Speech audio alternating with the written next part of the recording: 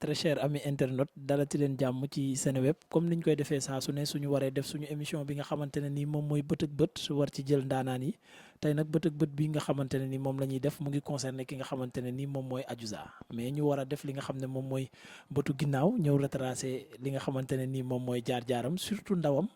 en tant que nit ki ci gën a yell nag moom mooy papaam nekk suñu papa ñun ñëpp moom mooy Père Ouza Père maa ngi lay nuyu di la sant bu baax a baax ci nangu bi nga ñu nangul ñëw tey ñu wax ci Adiouza. bismillahi rahmaani rahim wax saam jàpp nañu yegg alhamdulilahi rabbil alamin di bég si yéen maag yéen yàgg nañ dafa yàgg kon maa ngi leen di sant bu baax ñun amuñu problème ay taalibe lañ taalibe dayoyof ñun amuñu benn problème loolu maa ngi sant bu baax jërëjëf papa kontaan nañ ci loolu laaj bu njëkk bi su ma la waxoon kan mooy Adiouza doom bi nit bi jigéen bi mu doon loo ñuy wax Adiouza de mooy taw bu jigéen maa ngi fàttaliku naroon am juróomi turandoo dañ ko doon tuddee ami aji rama mara ba dañu fa benn doom bu jigéen la ñu am te ñun ñëpp samay grande sœur la ñu woon yàlla def nañ ñu tuddee ko aji kan sama jarbaat ku ma bokk ndee maag yaayam ñoo bokk ndeeg baay sama jarbaat ñoo maasandoo yaam nampal moom laa ko tuddee donc aji de nature il est timide xëy na musique bi ko def mu doon mu xaat mais bu njëkk dafa timide doon dafa timoon école yëpp ditu kersa la woon waaye nag xam nga boo juddoo ci c'est pas une famille griotique mais une famille artistique ñu bari dañ def différence boobu aji elle fait partie d'une famille artistique et pas griotique understand donc ci musique la juddoo parce que man def naa musique bon yàgg naa ci musique bi bu juddoo ci loolu donc il faut gène bi dugg ko moo fi dàqoon jouer batterie bi mu nekkee xale bu tuuti dàqoon fecc bale na bu ñu daan wax naa ngay calabosé bi sama benn waaye nekkoon su temps maa ngi yoroon maa ne woon directeur de l'ensemble lyrique du théâtre Sorano benn danse man la ci aji ko jëkk mën ci àdduna ci sama danse yu jëkk loolu yàgg na rek long time danse yu jëkk ya aji ko doon jàngal tay liir la danse yi ñoo mu leen koy jàngal donc loolu la jëkk mën nag danse après nag mu ne day def chanson ma ne ko non chanson moom il faut la bac waaw yéen bu leen mel ni man parce que ñun amuñu chance boobu waaye comme yéen jàngeen bi ñëw demal def bac bu defee bac nag j'ai pas le temps man sérieusement mais son mentor c'est Cheikh Lo Ouza Diallo mooy magam bu góor le pianiste son chef d'orchestre mooy jëkk a composé mo sëpp kooko formé Cheikh moo formé aji mais man j'étais pas tellement dedans parce que dama na jàng rek na jàng parce que dama doon ragal ci musique bi quoi mais heureusement jàng na ko jóge na Dakar dem Europe moo son frère bi ma amee bac def université ñu dem continuer conservatoire waaw moom nag mu nekk di jouer en même temps di jouer ci cabaret yi ak son frère loolu mooy aji ban genre xale la woon yaru toujours boo gis timide parce que loolu rek laa ko reproché yaru activité waaw non j'aime pas parce que dans ce monde là fighting la c'est un monde aquatique comme mën sa morom duma la donc bu fekkee yàlla may na la d'accord li may wax toujours elle n'est pas la plus grande chanteuse ci génération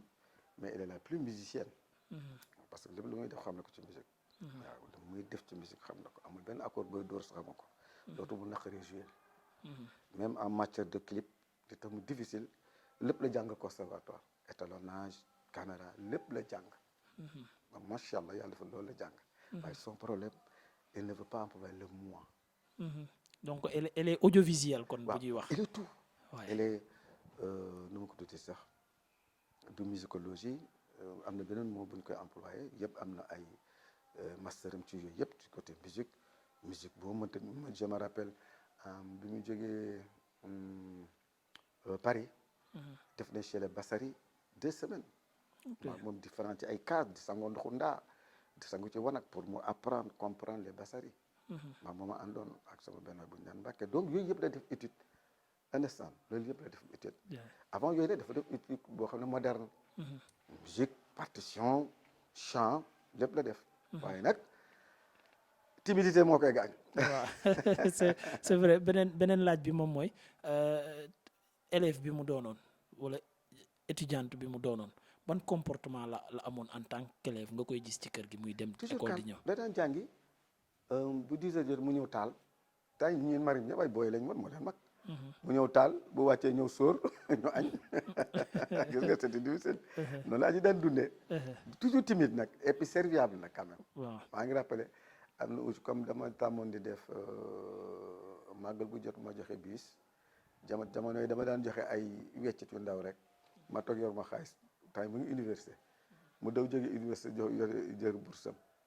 60 000 ne ma am nañ li ñu jox nit ñi pour ñu dem màggal gi 60 000 dama ko fa toujours ma ko bu ma gaaree léegi biis damay gaari biis yi gars yi dem màggal gratis ci sama kër moo xam may leen pourtant nag kii ba mu jógee université bourse bi mu njëkk am université 60 000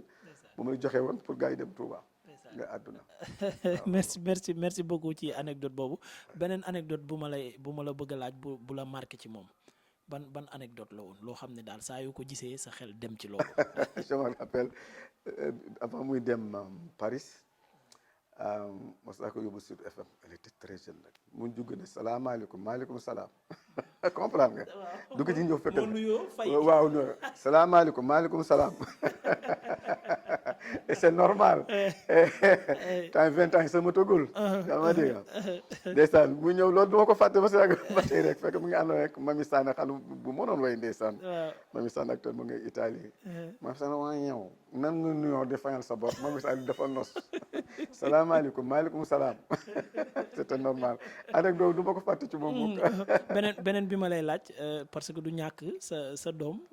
mu am loo xamante ne nii anecdote bu triste la loo xamante ne nii tiitaloon nga ko ci lool ndax mës na am. non enfin bi ma demee États-Unis ndeysaan xale lañ woon nag dañ daan jooy rek. loolu boo dee ma aji yow nampana boo gisee ba ma mos si ma tëgg États-Unis ñoom laa ci doon wax parce que dañ ma daan ndeysaan tay xale lañ ñi ma dëkkaloon fi dañ ma daan mais osa dellu sil xale yi mënuñoo muñ de ndeysaan comprendre nga buñ ma joxee xale yi ñuy jooyoo rek buñ ma joxee xale yi te ñuy jooy rek il faut ma ñibbisi effectivement man wax sa loo tax ma ñibbisi ñuy jooy mais yow jooy yooyu nu mu la doon def depuis États-Unis ba doo jooy parfois non si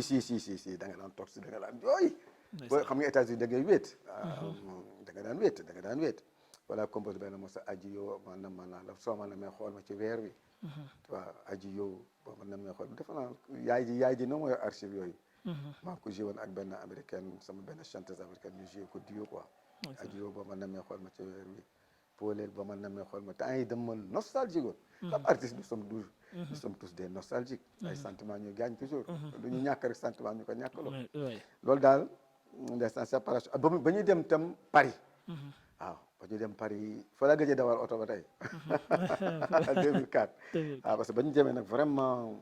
bëgg mu gis dara parce que temps avant ñuy dem ñu ngi woon hôtel boobu nu mu tuddati Méridien waaw fa lañ ne woon mook Cheikh Lo ils avaient 1 million de salaire par mois anecdote boobu dama koy expliqué ñu leen fay après ndeysaan mag jafe na non orchestre bu mag ñun ñu am orchestre fay 500 000 duo bi rek dafay 1 million ñu wàññi leen 200 000 muy 800 000 ñu ne kon dootu ñu jeeti ne non léegi daal comme dañu wàññi 200 ñoom ñaar rek piano ak mook magam son maître ñu ne comme dañu wàññi de duñu jeeti bàyyi nañ dootu ñu defee loolu reyante ba dem maa ba ñuy dem Paris c'était difficile oto moom daan yóbbu dama ko mujjee jaay. ndeysaan tey jii nii en tant que bi mu màggee nekk femme boo doon wax jigéenu tey ñu jàng ci moom ban jikko ngay wax ñu jàng ko ci moom. elle est trop calme waaw kooku moom am na calme am na tamit sutura. elle aime travailler rek sur le plan musical moom. elle est trop perfectionniste. est-ce que raw ma sax. trop même actuellement est-ce que gënul perfectionniste sax. mag ji son chef d'orchestre elle a appris understand et puis perfectionniste mën na jël 10 millions dugal ko ci benn morceau nga koy jaral comprendre nga donc côté boobu nag force am la loo tax xale yu jigéen bare bu ñu roy tey mën nañu roy loolu ci moom waaw perfectionniste ak calme gi waaw hargne bi et puis dara feesul bëtam waaw et puis elle aime relever les défis boo ko défier rek ale bala moo neex rek nga défier ko boo ko défier rek mu toj boppam dina am 10 millions dugal ko ci benn film understand kooku force am la waaye catam mooy kersa kersa gi du may xuloog moom côté boobu moom nee naa ko non côté boobu du ma d'accord ak yow day ree ba te suuf rek. mais ñun comprendre nañ lu tax ñun comprendre nañ lu tax waaw nitu kersa parce que yow da nga doon xeexal askan wi. voilà di xeex ak nguur yi di xeex ak président yi te moom elle est calme dafa timide dafa dagam. pourtant elle a une culture générale. waaw bu ñu déjeuner presse fii mooy déjeuner presse suñu réunion maag moom déjeuner presse bu ñuy ndékki mën nañ toog di débattre ba 2 heures añ fekk añ soog a dem. te dañuy débattre. mais ndeysaan rus na taxaw nii micro taxaw mu génne ko. day comprendre lu bari ama dégg mais rus na ko loolu keste googu nag ci jamono bi ñu toll baaxut. xam nga ñun suñu jamono y avait pas le mois. ñun suñu jamono artiste ngay doon bara moom laa tam mën nga sol ci joking dem fu la neex mën nga duggee fu la neex ah waaye ñoom mënatuñ ko buñ tuddee ñu ne buzz wala donc boo nekk sa jamono yi nag say morom des fois nag da ngay taxaw ne le mois. da ngay maaseeg sa jamono. waaw da ngay maaseeg jamono. parce que Al Maktoum sama mag ju baax ji Cheikh Ahmed Tidiane xalif général bi fi jógee sama mag la mos na ko ne nuru jamono moo gën nuru sa baay mos na ko wax yàgg na. ne nuru jamono moo gën nuru sa baay. parce que jamono day dox. donc fi mu ne jamono bi ñu te loolu sama critique ak moom rek. à part ça nag elle est très très perfectionniste et puis diversifiée. comme ñun daan jël benn air rek sama air laay way bëggul loolu moom. moom bu air bi xam ne airu papaam la airu Cheikh loolu jël na ko jëlal beneen chanteur ne ko wayal ma. pour mu am kooku nag kooku tam partage boobu tam c'est très intéressant chez elle boo gisee loolu morceau bi boo seetloo rek bii day jaar fii bii day jaar fii. parce que partage boobu muy def avec les jeunes artistes. mu ngi mel ni moom moo jën da koy dégg nag moom kaay way ma déglu. kaay moom mu feeñagul. mu ñëw ci kër yi way mu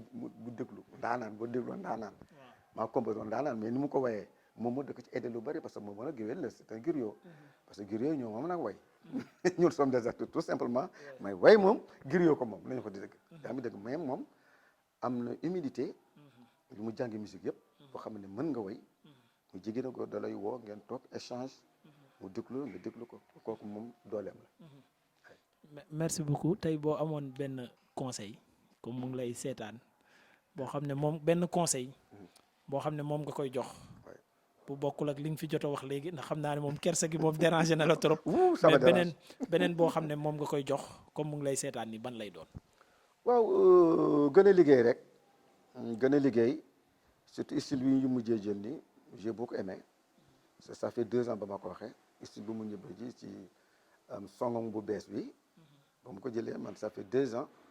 ñu ngi doon tëgg mariage moom xam ne li ma wax ñu tëgg studio digga mariage man ne ko man vraiment la mbalax la ça me dérange maintenant man ne ko nag vraiment il faut chercher que gëstu ak booy yu jeunes yi yàlla baax na nag mu ngi ci tànk boobu parce que ñoom jeunes yi ñoo mën a def suñu mbalax bi doon une musique internationale ba ñu ko tëggee parce que mbalax du dara lu dul bureau rek moo tax Sénégal ñeneen ñi jëluñu ko anecdote ma soñe dem Nairobi maak moom temps yi jamonoy Madou Sarr bu ñu tëggee Madou Sarr gars yi duñu fecc Nairobi maak moom mais bu ñu tëggee gaal gi tey gaal gi nit ñi jox fecc ko donc xamuñu suñu mbalax donc na gën a perfectionné wu rek ci ligne bi mu jël gën ko internationaliser comme Malonap man mooy sama morceau parce que sama mbokki ivoirien yi dañ koy déglu dañ may woo depuis Côte d'Ivoire sama je suis presque ivoirien dañ koy déglu di ma woo naan on a vu notre cousine la faire des choses donc c'est que pour que conseil bi ma koy conseillé rek mu gën a perfectionné te ñaar yi quoi national bi ak international bi parce que les africaines benn dañuy wéy si réew dañuy wéy c'est des africaines bu ma soñoon sax panafricaniste lay doon waaye nag kon nekk sa concept de la vie dama ko imposer dara waaye man j'aime une chanteuse panafricaine waaw défendre ay dina ko defee nag incha allah yàlla may fan bu xam naa ne elle a ses idées elle a beaucoup d'idées loolu rek laa koy ñaan dama koy ñaan mu réussir loolu gën a ouverture bu gën ko am mais nag fighting bi waaw man concept boobu laa koy def. laaj bu mujj bi moom mooy nekk ndax mës na la jooyloo. en fait li ma wax rek mooy bi muy dem Paris vraiment j'ai pleuré je suis resté 3 mois xamatuma lu may def. vraiment ñaari boissons yi mu jënd tey mu Cheikh Lo xam ñoom ñaar la gën a miin pourquoi parce que dama daa ànd ak ñoom di jouer. waaw. understand. xam nga ànd ak ñoom jouer ji fu ne dem fu ne jouer bu ñu la quitté rek parce que da ngay. day miti daal. nee naa fa laa mos bañ demee 2004 laa mujjee dawal oto ndeysaan. dama dawal oto ba fu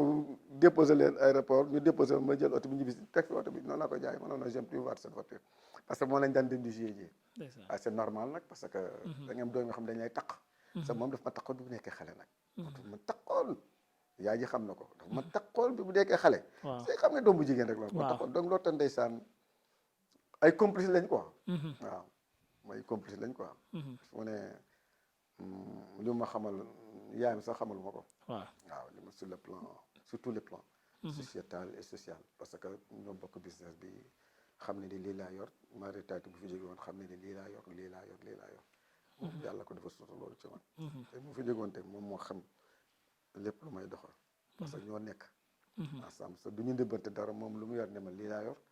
man tam lu ma yor ne ma lii laa yor ni ñuy def nañ jëf ni donc kooku complicité la bu am solo quoi parce que ba mu seeyee ñëpp daan ma nooy def ma ne nu may def doo ko bàyyi mu seey nga naan nu may def yooyu ay anecdote la rek ba mu seeyee ñëpp di ma woo sama waa kër mais Ousseyn nooy def yow nay def aji kat seey na nga man waaye dimbaleel waaye jabaru jàmm du dem seey ji wax dëgg yàlla sama complice la daal waaw understand loolu tax maa ngi ñaan yàlla rek moo ko moromam yëpp nag vraiment Vive Titi kii Aïda ak ñoom ñëpp ak la nouvelle génération yàlla dafa leen sutura am nañ fayda quand même ñu bañ a tombe ci ñi nga xam ne buzz la ñu wut pour se faire un nom ñoom c'est des chanteuses c'est des artistes nañu jàpp seen art bi rek dinañ ko réussir ñu topp buzz bu bon bi di génne xam ngeen li ma bëgg expliquer waay bad buzz bi waaw buzz, bad buzz voilà oui, le comme mot on bad dit, buzz bi oui. ñoom buñ ci dugg parce que ay artistes lañ yaa ngi ma dégg ñoom bu ñu gëmee seen bopp rek mën nañ ci génn yaa ngi dégg loolu rek laa doon amaloo loolu merci beaucoup père kontaan naa kontaan naa merci beaucoup gëm naa leen torop merci beaucoup kontaan na yéen samay doom ngeen merci beaucoup allez beneen yoon ak jaama gaa mi ne beneen yoon ak jaama waaw beneen yoon ak jaama merci beaucoup